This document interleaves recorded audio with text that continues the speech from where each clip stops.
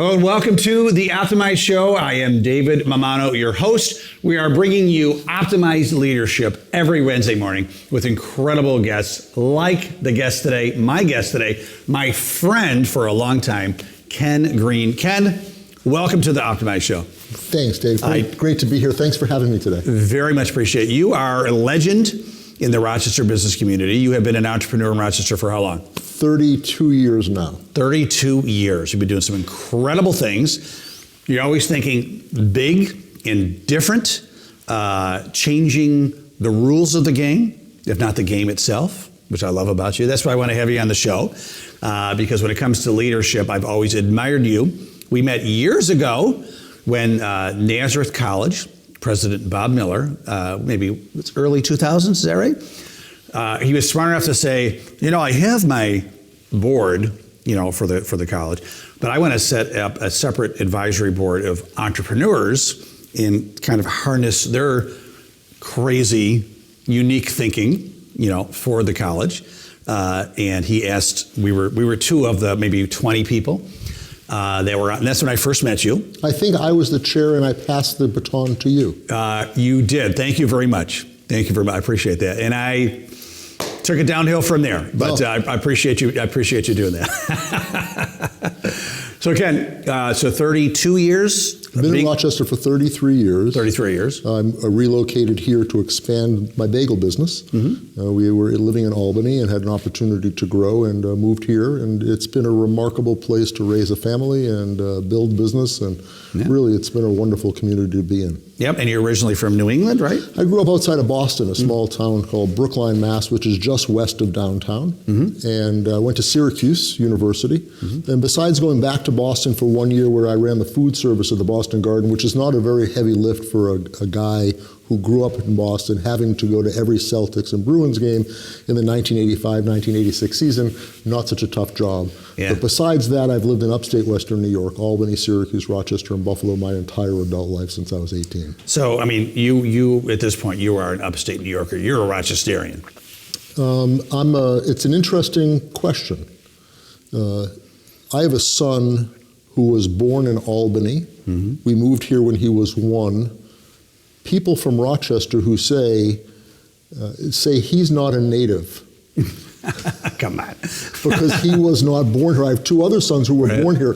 They are natives. Right. And so I am still a New Englander at the heart of me. I still celebrate New England and Boston sports. Yeah. I love to brag that I've raised 3 sons who are Red Sox fans. And when you do that living in the town of Pittsford, that's a pretty successful courage builder. Right, and that you still have friends. So, well, perhaps. Well, great. So they say. Well, despite that, I know that most people are very glad to have you in Rochester. You've done some great things, and so tell us, a little bit about your journey as being an entrepreneur, and then to how you got to where you are today. Great question. It's an interesting. When I reflect back, I couldn't have predicted that I would get here.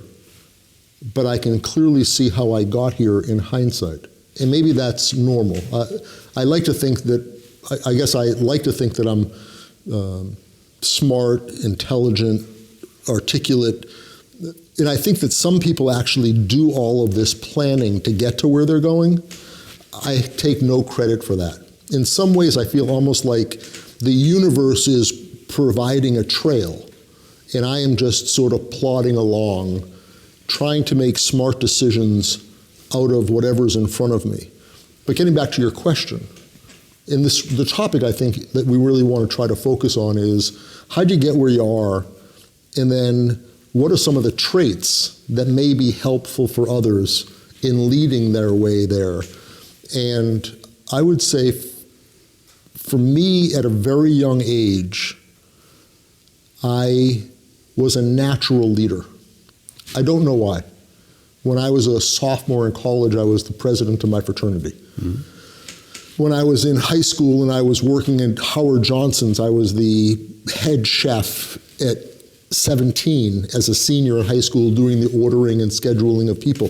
That there was something about my character traits that people trusted and followed. It wasn't that I was trying to do it. I was instilled at a young age with a pretty strong work ethic. I didn't come from sustenance, meaning my family didn't have a lot. My mother was divorced with 3 kids at 31 years old in 1967. Wow. Not as popular to be from a single parent family in that era. Right. And so she was cleaning houses, living on social sustenance, food stamps. And so there was always this desire and aspiration to have more that we didn't have. And so if I wanted something, I had to work to go get it. And so I had 2 jobs in high school and was making my own money. But I started 2 businesses in addition to those during high school. One was I'm pretty handy with my hands, and so I was installing CBs. You know what a CB radio is? I sure do. And alarms and radios and cassette players into cars. Mm-hmm. So me and 2 buddies had custom installations, which was a sort of this radio installation kind of a business into people's cars. And I'm also pretty creative, and so I was making these colored sand terrariums with pictures in the sand, et cetera, et cetera. And I was selling them to flower shops and individuals. And so this entrepreneurial idea of how to do this, how to make money doing it, how do things cost, how do you get customers, those were things that were instilled to me in a very young age on an individual basis. It wasn't like I was managing or leading others. I was just sort of trying to figure out how to live and sustain something. At the same time, I was also obese. So I weighed 305 pounds. And so there's this complex stuff that goes along when you are visibly obese. I weighed 305 pounds. What happens to your psyche in that, always being the friend but never the boyfriend, right? And so all of these things were sort of all happening at the same time. During the time, I could focus on the fact that I didn't have a family of means, that my parents were divorced, that my father got remarried, that he abandoned his first family, and that we didn't have any money, or that I was obese, or I could say all of those things were the catalysts to make me who I became, right? I'm a better father today, and I believe grandfather today, than as a byproduct of the father that I had. Right. Not in spite of. You learn what you learn, and you figure out how to use it as a learning tool to better. It helped shape where you wanted to go, because you saw certain situations. You said, maybe say, I don't want those situations, so you go the other way. We didn't have money, so I wanted a lot of it. Right. You didn't have a great relationship with your father, so you wanted your kids to have a great relationship and grandkids, et cetera. Exactly right. Yeah. And so that led you to just being a natural leader when you got out of college, had that first job. How did you? So my first job after college was with this company. Great question, because it was with Delaware North, which is the owner of the Boston Bruins and the Boston Garden out of Buffalo, New York. At the time, they had $300 million worth of food restaurant business in airports, stadiums, and all over South Africa. And I became in charge of menu planning and new product development for the food group, working for the group president, over $300 million worth of business. He had 5 direct reports. He had presidents of each of the companies. He had the CFO and me. Wow. And so here I was, this 22-year-old kid who had no idea about corporate hierarchy. And I remember having this fairly aggressive conversation with the CFO, because I wasn't getting what I wanted when I wanted it. And Bill Dennis, who was my boss and mentor at the time, brought me in and said, just to be clear, CFO's here, and you're down here. He liked that about me because I got stuff done. Right. That I had this sense of urgency that if somebody's not performing about what is necessary, I didn't do it right. But the fact that I wasn't afraid to do it. Right. was something that he thought was an aspiration and an ability that was beneficial. But I learned 2 things there, maybe 3, probably more. I learned how to run a lot of restaurants from one location with numbers. Mm-hmm. If you think about sporting events, when we were growing up, you'd go to this counter and you'd ask for a hot dog and a beer or a hot dog and a soda, and they would give you those, and you'd give them your money, because this wasn't credit cards at the stadium at that point in time, and they'd have boxes of dollars. Right, it was like boxes of dollars, just and all of this transaction. And you said, like, well, how does the guy who owns the hot dog get the money? Mm-hmm. And the levels of sophistication that they had in that world were remarkable. They didn't count, as you might guess, hot dogs. Hot dogs is what's the value. They actually counted buns. Mm-hmm. So you're a concessionaire. I'm going to give you 100 buns. At the end of the day, you give me $100, or you give me 100 buns, or the balance of the two is going to equal 100, because every hot dog is $1. Mm-hmm. And you say, well, why are you counting the buns, not the hot dogs? Because it's harder to bring in buns than it is to bring in hot dogs. Mm-hmm. You can pack hot dogs in your pockets. Right. And if it's out of count, then they're not going to get their money. Right. They literally invented cups that became soft and deteriorated after one drink, because they noticed that people were recycling glasses. If you could take the plastic cups and refill them, because they didn't weigh the kegs, mm-hmm. they gave you 100 cups, $100, 100 balance of the two. That's how they inventoried everything. So I really learned, like, how do you manage economics of restaurants multiplied mm-hmm. in all of these kinds of places, and make sure the owner gets the money. I learned that there. That's right. So like the beginning of your leadership skills at a very young age, and you didn't know what you didn't know. So, you're kind of speaking up out of turn. Yeah. Which is good, right? It was a lesson, right? But you continued. So take us to the beginning of your entrepreneurial journey. Well, and then that led to me meeting the founders of Bruegger's. Mm-hmm. And these guys... Was their last name actually Bruegger? Nord Brew. Okay. And Michael Dressel from Burlington, Vermont, founded the first Bruegger's in Troy, New York, which I ended up buying. Mm-hmm. And Bruegger's was made up by Nord's wife, Suzanne. And they were looking for an operating partner to oversee 3 stores in Albany, New York. Nord was a believer in the Drucker School of Management. 6 points of contact to 6 points of contact. If Nord had 6 people, each of those could have 6 people. There could be 36 restaurants over a certain period of time with that Drucker point of contact that all of us learned in management class. What they liked about me was that I had this fundamental understanding of the restaurant business. It's all I had done. I studied finance in school, so I had the economics. I had the Delaware North experience about how to mass produce restaurants, and I was entrepreneurial. Mm-hmm. And so they sold me 20% of these 3 restaurants for $125. Fast forward that 15 years later, I bought the 80% that I didn't own from them for $11,125,000. Okay. Right? And there was a lot of ebbs and flows that occurred in that period of time. I was successful. I really, really aspired to understand the real estate game, buying and selling real estate, developing real estate, doing property management of real estate. And I didn't know this at the time, but I was getting my master's degree in real estate education. If I got my doctorate, if I got my doctorate of the restaurant business at Delaware North, I got my doctorate of real estate development at Bruegger's.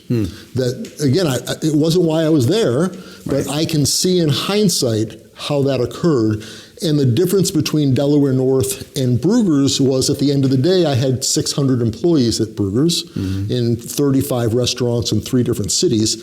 And so each of these periods of time, in hindsight, I can see how I amassed the tools to allow me to do the next step. And the Bruegger's allowed me to do what I do now at Greene Real Estate Solutions, which is something that's focused on buying and selling property, leasing property, construction and management of property, and development of property.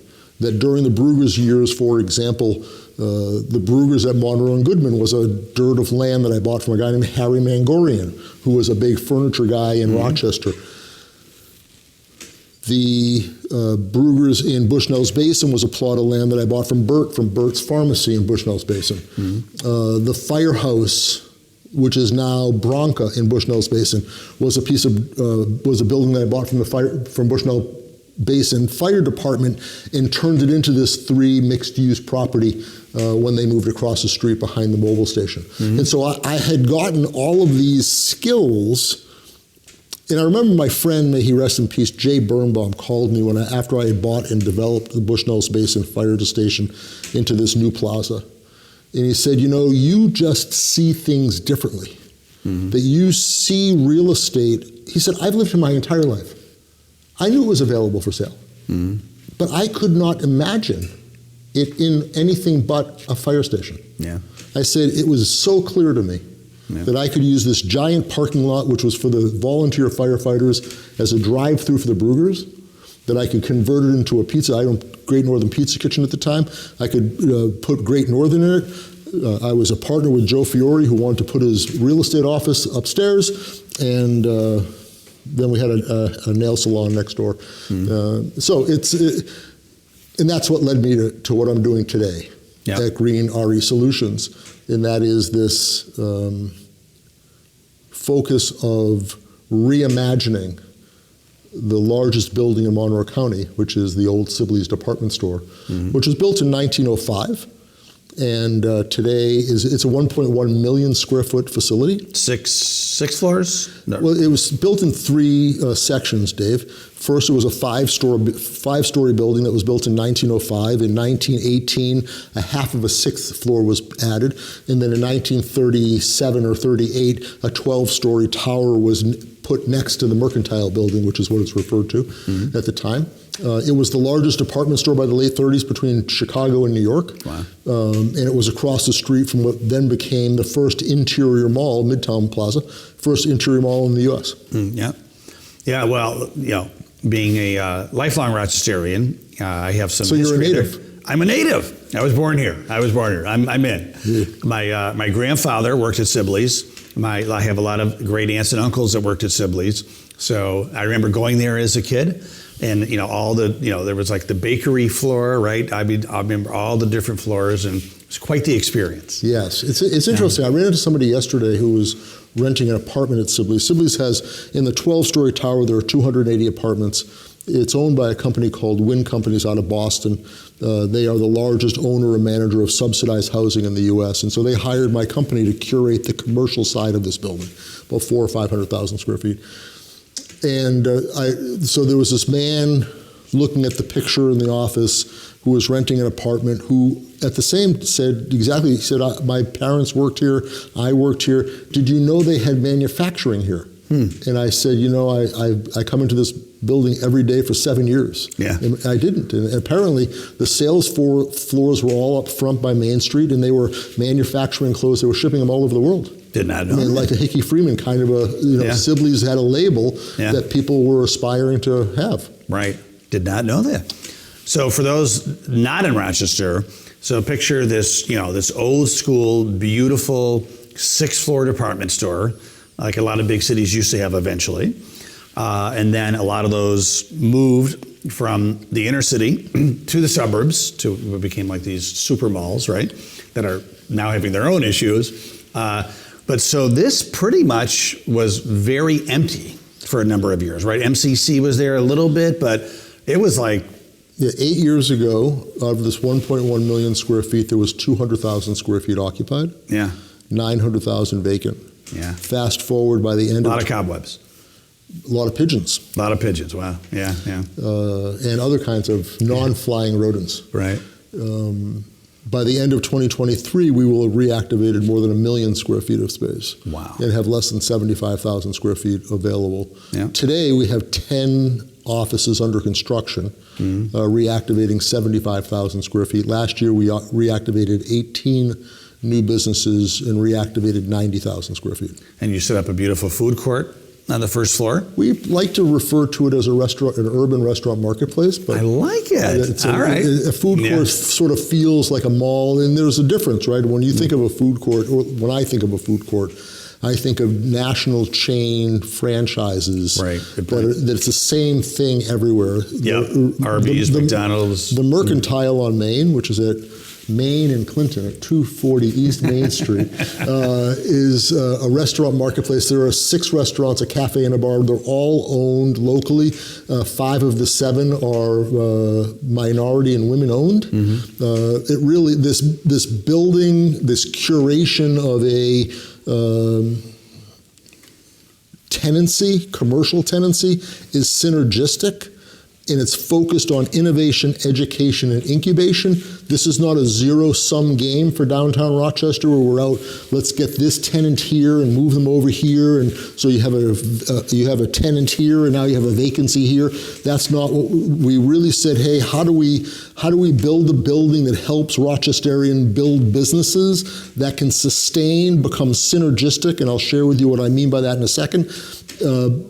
But that it really helps to catapult this intersection and to change this gathering space that used to be a department store into a new kind of gathering space for Rochester for the next generation. It's an entire city block, right? It's the epicenter of the innovation of Rochester.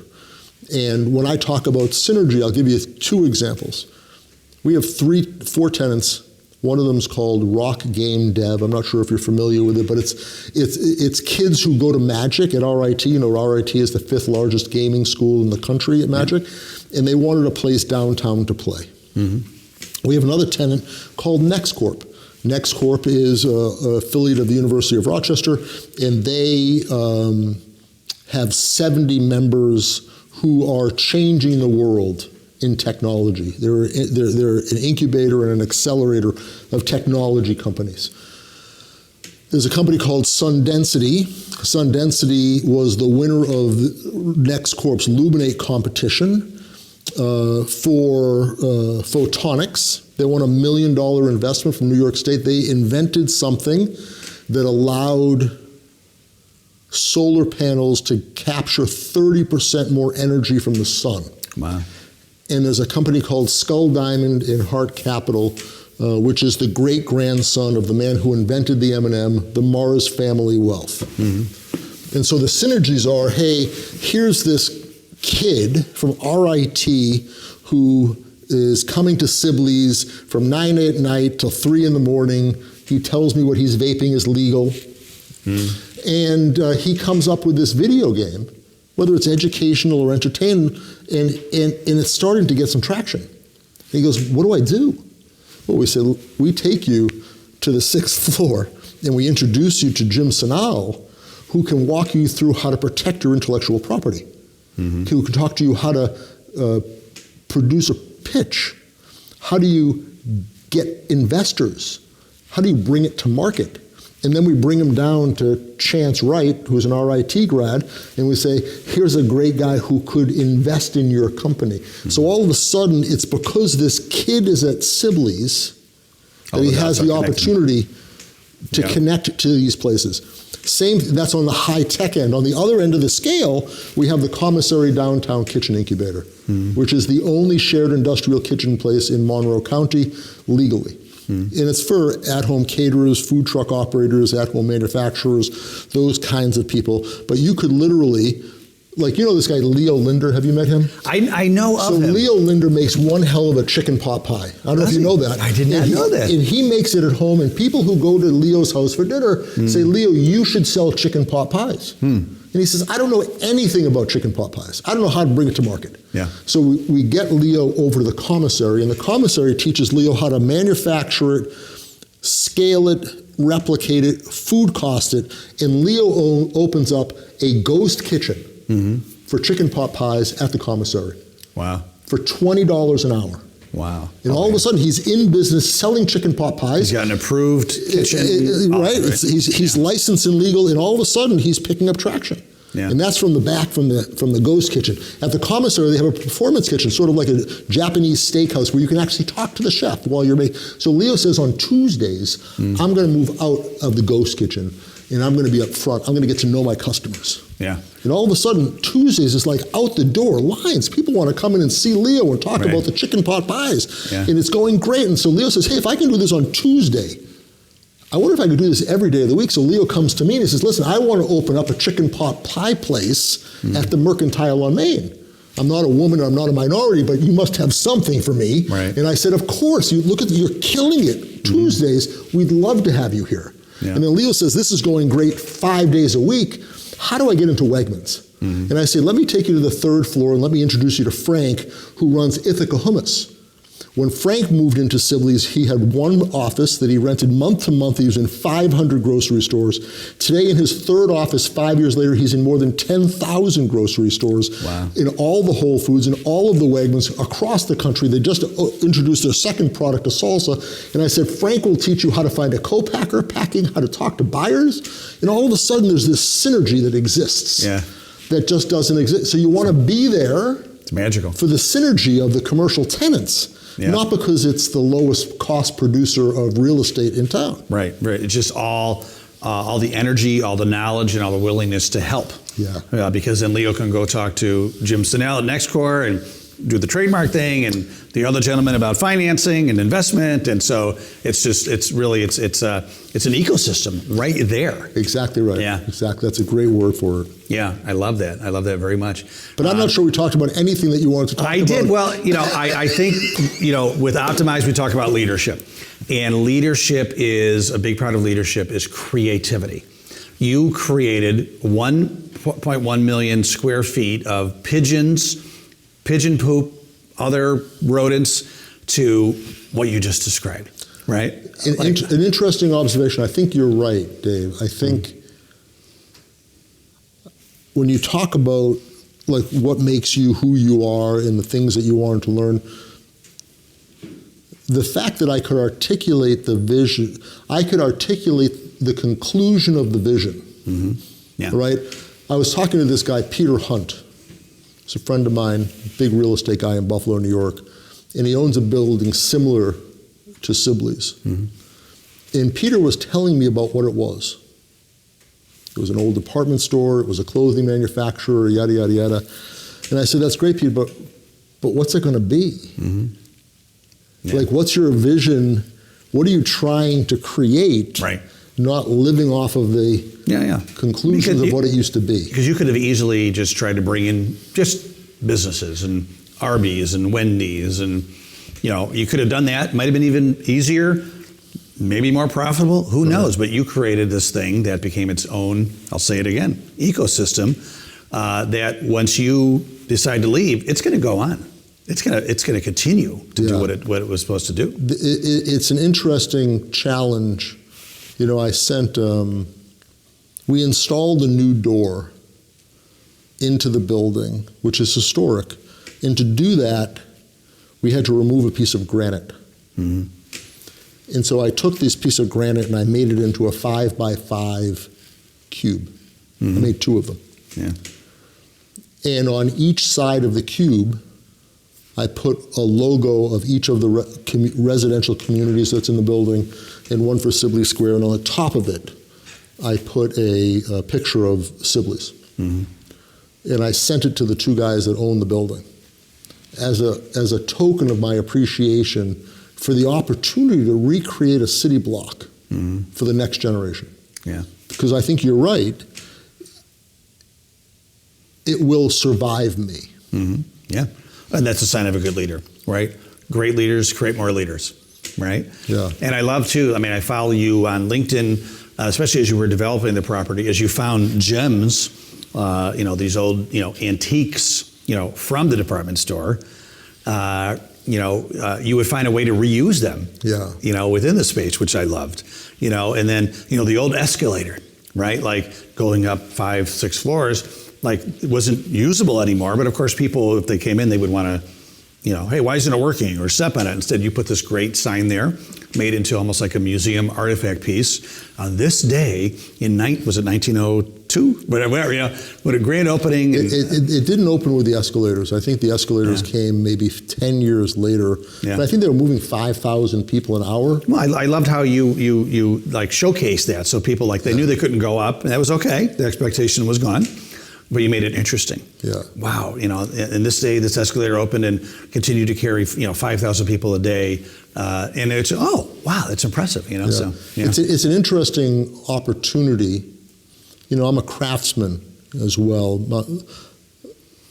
I'm really blessed with the analytical side of a brain and a creative side of the brain. Mm-hmm. And I'm not sure there's any greater opportunity that you have when you can meld those two together. I did a lot of service work for the Jewish Federation. Mm-hmm. I was on the board and an officer for a decade or more. And there was this thing, you know what a plat book is, P-L-A-T? Mm-hmm. A plat book is a book of maps. Okay. And so this book of maps is closed, it's 2 feet by 3 feet. When you open it, it's 4 feet by 3 feet, right? So it's huge.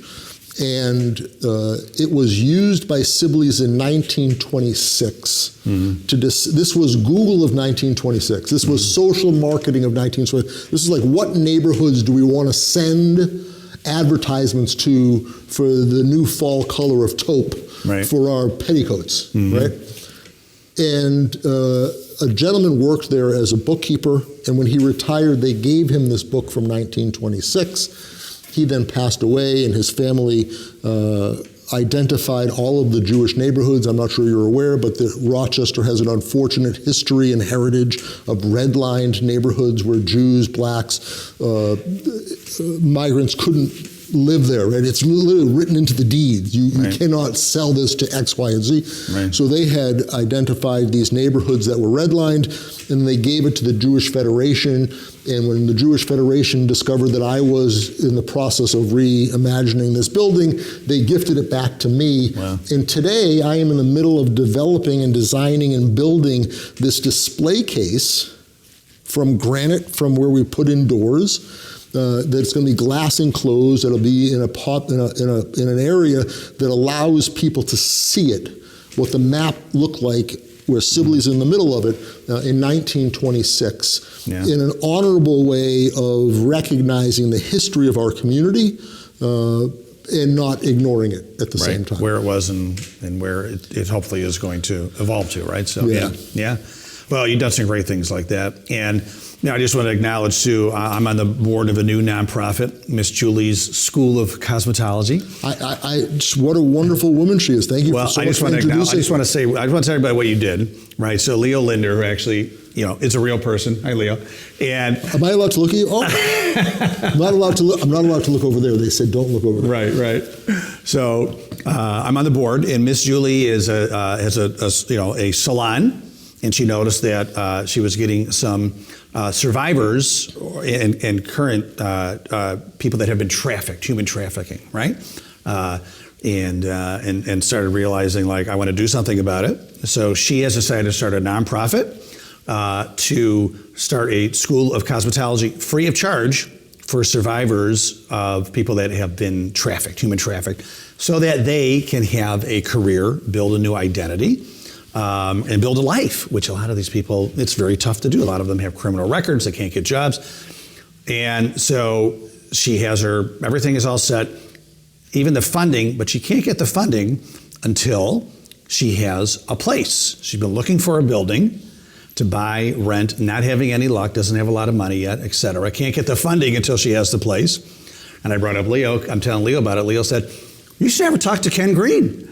And she talked to Ken Greene, and as of today, which is a couple weeks later after she talked to you, she has a place in Sibley Towers, a starter place, and with incentives to grow and become more ingrained in the Sibley building. So it's a beautiful story of like how you're making a difference as a creative and helpful leader. Well, thank you for that. She is a remarkable person.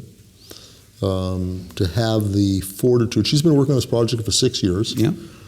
She's more than just a visionary.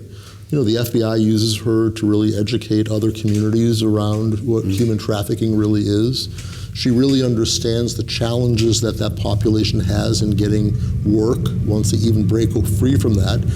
She's figured out a way of threading the needle for somebody to become licensed in New York State, so they don't even have to work for somebody else.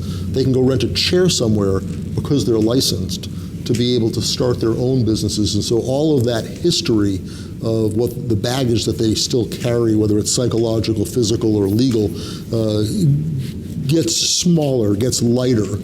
And I think in some ways, the comment that Jay Birnbaum said to me about I see real estate differently, it was 10 minutes into the conversation with Julie that it was, what you really need to do is prove your concept. Because once you have a proof of concept, all of that other funding will become available to you. And we had a wonderful conversation with Senator Cooley, and he made a commitment to her about how he's going to try to help her, and we have the capacity to be able to help her accomplish that objective. We have an educational wing, and one of the blessings in the partnership that I have with wind companies is that they're the largest owner and manager of subsidized housing in the United States. Privately owned, second generation, family run. They understand what it is to help lift people up, to give them housing that they can be proud of. Yeah. And so the balance between what I can do for Miss Julie and what I do with Bank of America, they're different conversations. Yeah. There has to be a social mission part of what you do. Yeah. It can't all be about the return of the investment for the investor. Yeah. There's got to be, how do you honor the community that you're doing business in so that people can feel good about wanting to do business with you. Yeah. It's another point of leadership, I suspect. Yeah. Well, I think that's a great way to end. I think that I know that I could talk to you for hours and hours because you're very interesting. And you love to listen. I love to listen. God gave me 2 ears and 1 mouth and a big nose, and I use them all in proportion. No, but Ken, I truly appreciate you being on the show. If people are like, wow, I want to meet Ken, I want to reach out to him and say hello, pick his brain, learn more about Sibley, et cetera, how do they get in touch with you? 2 ways, 585-747-6000, cell phone. Ken, K-E-N, at greenere.com. Or call Leo, and he'll tell you how to get to me. Or call me. Giving out the cell phone. That's big. That's big. And ladies, please note that he is married, so please keep it all professional. But I have grandchildren who are not. Oh, there we go. All right. Matchmaker too. There we go. Thanks again, Ken. My pleasure. Appreciate you very much. Thanks for being on the show. And thank you for everybody for watching the Optimize Show every Wednesday morning. We bring you great new episodes. Appreciate you watching. Thanks a lot, and make sure to stay awesome.